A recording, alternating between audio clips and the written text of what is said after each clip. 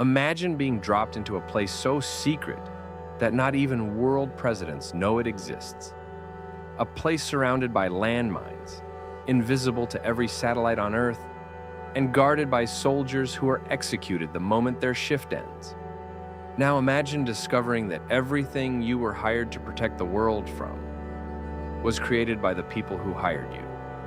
This is one of the most insane survival stories of the year. And I promise you, the deeper this gorge goes, the crazier it gets. Stick around, because what these two soldiers find at the bottom changes everything.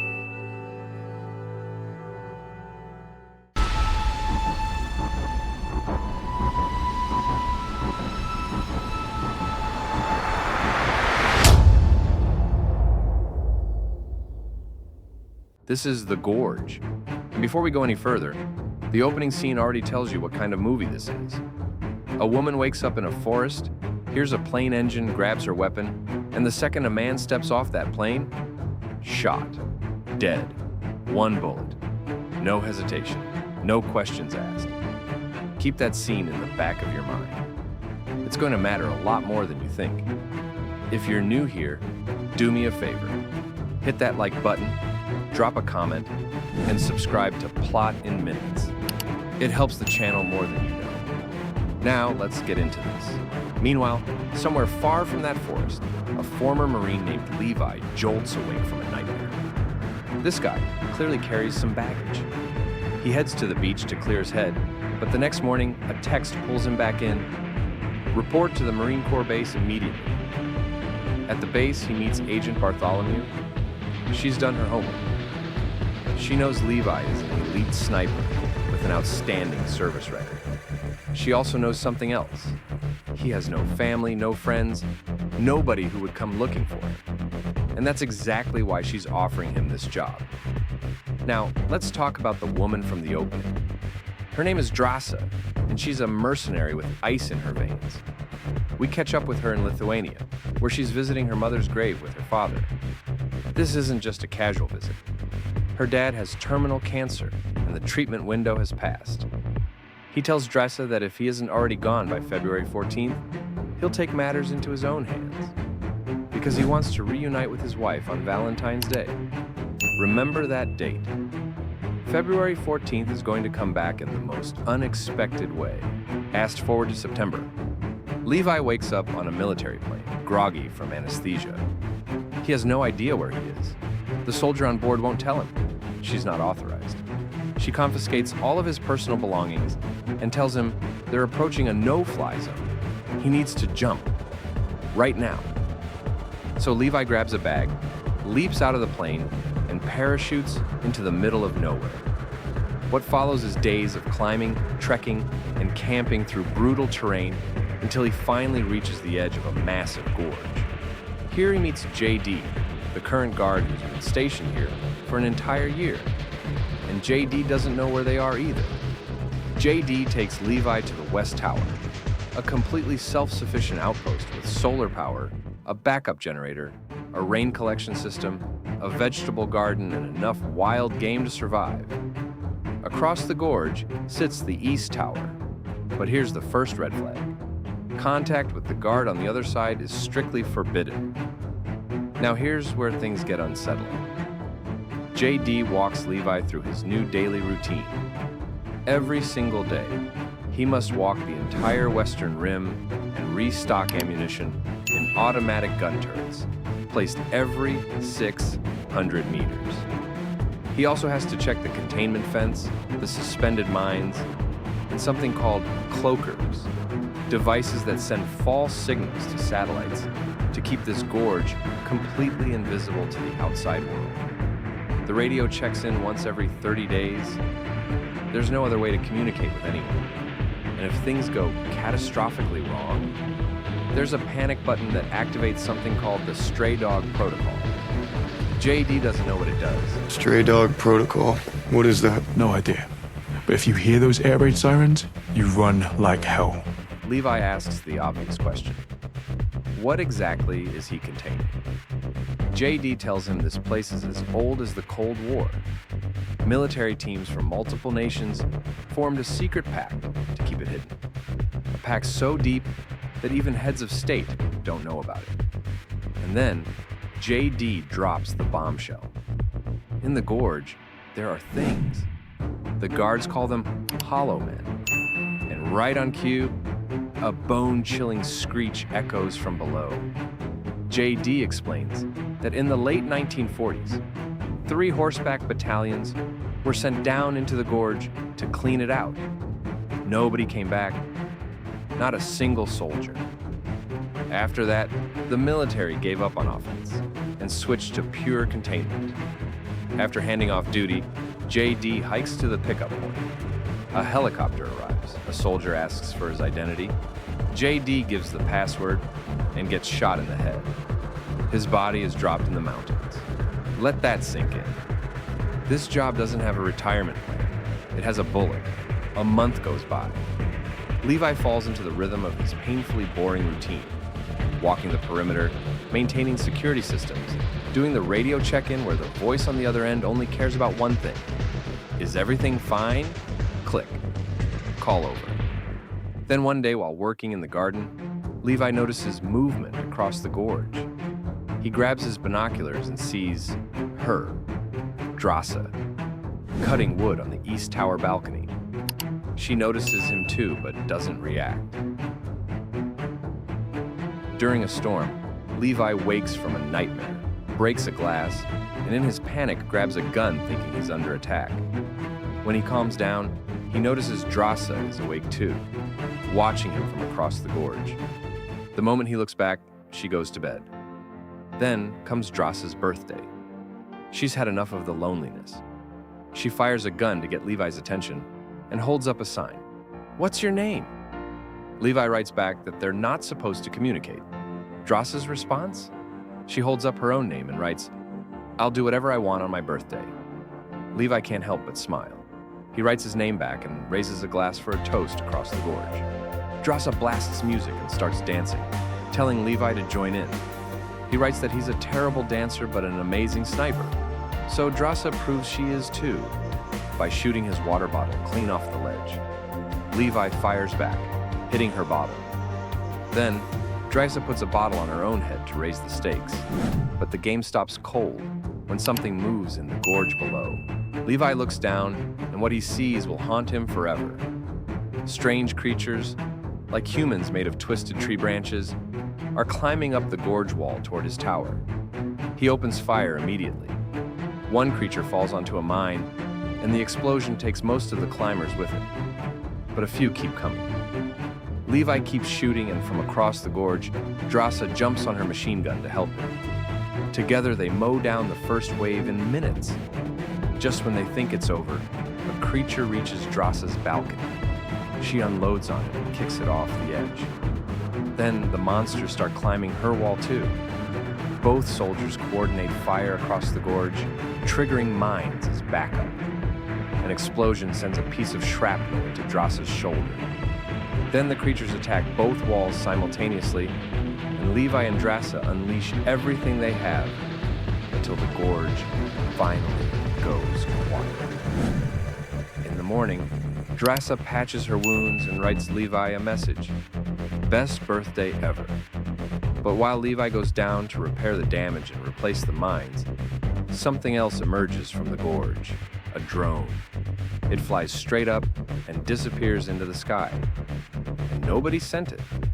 Keep that drone in mind. It's connected to something much bigger. December arrives and Levi wraps lights around a tree to create a makeshift Christmas display for Drasa to see from across the gorge. It's the kind of gesture that breaks through the loneliness of this place. From that point on, something shifts between them. They build snowmen with each other's names. They play chess using giant signs. They drum on pots together from opposite sides of the canyon. Two people falling in love across an impossible gap, surrounded by monsters, with no way to touch. Then, February 14th arrives, Valentine's Day. The same day Drasa's father said he would end his life. Levi spots Drasa crying in front of a family photo. She didn't go on patrol. She tells him she's having the hardest day and wishes he could be there with her. So Levi does something absolutely insane. Using tools from the armory, he builds a makeshift launcher and and fires a rocket across the gorge. It slams into a tree on Drasa's side. And yes, it starts a small fire. Drasa runs to put it out and discovers a rope attached to the rocket. She ties it to the tree and runs back to the tower, where Levi holds up a sign, dinner invitation. Then, this madman slides across the gorge on that rope and gets stuck halfway. He's dangling above a canyon full of monsters, gripping the rope with gloved hands, pulling himself inch by inch until he finally reaches her tower. He gives her flowers. She tells him he stinks. He takes a shower. She swaps his uniform for nicer clothes. They share dinner. They share stories about what mercenary life does to the mind. They share a dance, and they share the night together. In the morning, Levi starts sliding back across the rope, and that's when everything goes wrong. The hollow men appear on Levi's wall and hit a mine. The explosion is massive, and it severs the rope. Levi plummets and barely deploys his parachute in time. Drasa doesn't hesitate. She grabs weapons, straps on a parachute, and jumps into the gorge after him. After falling for miles, Drasa lands in a river. Her parachute snags on a rock, and she has to cut herself free, losing her auto-ascender in the process. The current slams her body against rocks before she manages to grab tree roots and pull herself to shore. Meanwhile, Levi wakes up tangled in a tree. A branch next to him starts moving. It's a creature. He fires while cutting himself free and drops onto what looks like mud. But the mud starts closing around him because it's the mouth of another monster. Drasa hears the gunshots, finds him, and opens fire just in time. She cuts the substance off his body, and they regroup. But the gorge isn't done with them. Two hollow men appear on horseback, horses that look like they're made of the same twisted wood as their riders. Armed with swords and whips, they attack. One rider jumps onto Drasa, and she stabs it in the neck before shooting its face. The other takes Levi's gun and the whip, but Levi pulls his sidearm and drops both horse and rider in seconds. With the auto-ascender lost and the walls too high to climb, Drasa suggests following the river. It has to drain somewhere. Levi examines one of the dead creatures and finds an old military uniform underneath the bark. These hollow men? They're the lost battalions from the 1940s. The soldiers who went in and never came back became the monsters. Levi and Drasa push deeper into the gorge and find something nobody expected: an entire abandoned town. Buildings overtaken by mutated plants, earthquake damage everywhere, and the ever-present screeching getting closer. They hide in a church filled with skeletons sitting in the pews. Levi smells cyanide. These people took their own lives because they couldn't survive this place anymore. Then, a massive spider drops from the ceiling onto Drasa. She throws it off, but more follow. Dozens of them. Combined with hollow men bursting through the doors, the soldiers are fighting on two fronts. Drasa literally pounds a creature's head into a table. Levi battles them hand to hand. When they're overwhelmed, Drasa fires a grenade at the back wall and blows an escape route. They find an old military facility overtaken by plants. Inside, Drasa gets a generator running and Levi finds a film reel from 1946. The recording reveals everything. This gorge was home to a top-secret coalition of nations that worked on biochemical missiles during the final years of World War II. 6 days before the recording, an earthquake caused a chemical leak. The scientists worked around the clock to contain the toxin, but it merged with the DNA of local plants and animals, mutating them into the horrors that now fill the gorge. The scientist on screen lifts her shirt to show branches growing from her own stomach. She was becoming one of them. The toxin never escaped the gorge, which is the only reason the rest of humanity survived. But there's more. In another room, Levi finds a computer from the late 2000s. People kept coming back. The gorge now belongs to Darklake, a private paramilitary corporation. That drone they saw? It was collecting biological samples. Darklake isn't trying to contain the gorge. They're experimenting with the toxin to create super soldiers. The towers, the guards, the secrecy. It all exists to protect their research. And The stray dog protocol? It's a nuclear bomb. If containment fails, the entire gorge gets sterilized. As they make their way out, a hollow man's whip grabs Drasa's ankle and drags her through the forest at terrifying speed. She crashes into trees, drops her knife, can't aim her gun. Levi tracks her to a facility where the hollow man has hung her from the ceiling and is torturing her by twisting a branch into her stomach. But Drasa is not someone who breaks. She kicks the creature, frees herself, and fights back with a piece of metal. The hollow man overpowers her repeatedly, and a snake living in its chest tries to attack too. But Drasa decapitates the snake, makes a torch from a nearby fire, and burns the creature alive. Levi arrives and finishes it off with a shot. He checks the uniform. The name on it belongs to the very first guard who worked in Levi's tower. Decades of containment. And this is what happened to the people who served here. The duo crosses a nightmare bridge over pools of living goo with mutated faces breathing inside it. Roots try to grab them. Bodies try to capture Drasa. And Levi hacks through it all with a sword. A grenade sets the entire goo structure on fire as they barely escape up the stairs. They find military jeeps in the abandoned town, fix one up, and drive for hours until they reach the severed rope. While Drasa holds off attacking Hollowmen, Levi ties the rope to the jeep, and they begin driving up the wall. Hollowmen climb after them. The fight on the wall is pure chaos. Kicking, slashing, shooting, an axe from the toolbox. When they're about to be overwhelmed, Levi stabs the gas tank, lights a flare, and throws it down. The explosion burns every creature behind them, but destroys the jeep too. Levi breaks his leg in the blast. They cut the rope, drop the burning jeep on the remaining monsters, and climb the rest of the way by hand. Back at Drasa's tower, they patch each other up and agree on a 5-day quarantine, just in case the toxin got into their systems. Levi tells Drasa he loves her. Then, he uses a grappling hook to swing back to his own tower. The next day, the radio check-in goes wrong. Instead of the usual voice, Bartholomew answers. She knows the lab computer was turned on. Levi denies going into the gorge, so Bartholomew tells him his new mission is to eliminate the guard on the other side, meaning Drasa. Levi pretends to accept. But here's the thing. Bartholomew isn't saying out loud. The lab had a camera. She knows both of them were down there. She calls a commander and orders a team to visit the gorge.